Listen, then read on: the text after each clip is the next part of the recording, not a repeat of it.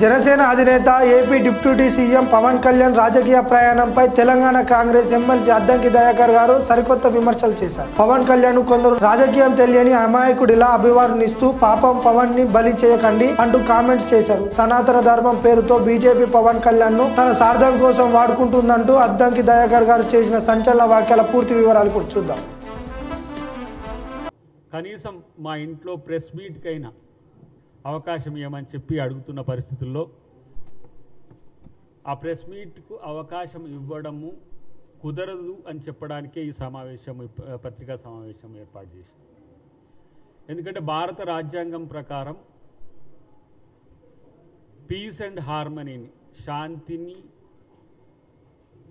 తర్వాత అందరూ కలిసి ఉండేదాన్ని కాపాడాల్సిన బాధ్యత తెలంగాణ ప్రభుత్వం మీద ఉంది.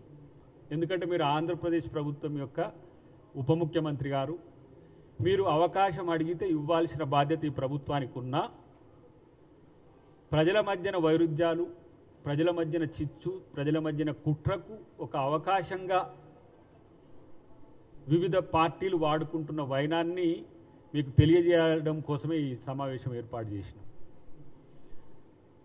నేను మోదీ గారికి, బీజేపీ మిత్రులకు చెప్తున్నది ఏంటంటే, పాపం పవన్ కళ్యాణ్ని బలి చేయకండి. ఎందుకంటే ఆయనకు రాజకీయం తెలియదు.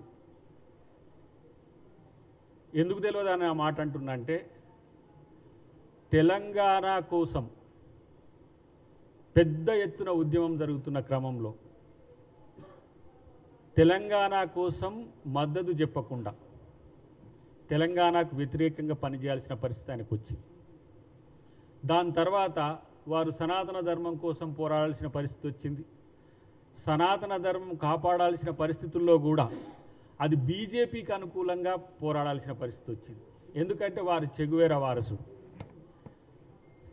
వారసుడు సనాతన ధర్మం కొరకు పోరాడాల్సి రావడం మరి ఆయనకి ఏ విధంగా కనిపించిందో కానీ భారతదేశానికి, తెలంగాణ, ఆంధ్రప్రదేశ్ ప్రజలకు మాత్రం కొంచెం ఇబ్బందికరంగా మారిన పరిస్థితుల్లో ఇప్పుడు తెలంగాణలో తెలంగాణ వాళ్ళ మధ్యనే వైరుధ్యాలు సృష్టించడానికి, తెలుగు వాళ్ళ మధ్యన వైరుధ్యాలు సృష్టించడానికి, తెలంగాణ ప్రశాంతంగా అభివృద్ధి సంక్షేమం వైపు గౌరవ ముఖ్యమంత్రి గారు రేవంత్ రెడ్డి గారి నేతృత్వంలో జరుగుతున్న క్రమంలో పవన్ చిచ్చుబుడ్డిని పెట్టాలని బీజేపీ ప్రయత్నం చేస్తున్నది. ఇది పవన్ కళ్యాణ్ అభిమానులు, పవన్ కళ్యాణ్ మిత్రులు కూడా దీన్ని గమనించాల్సిన అవసరం ఉంది.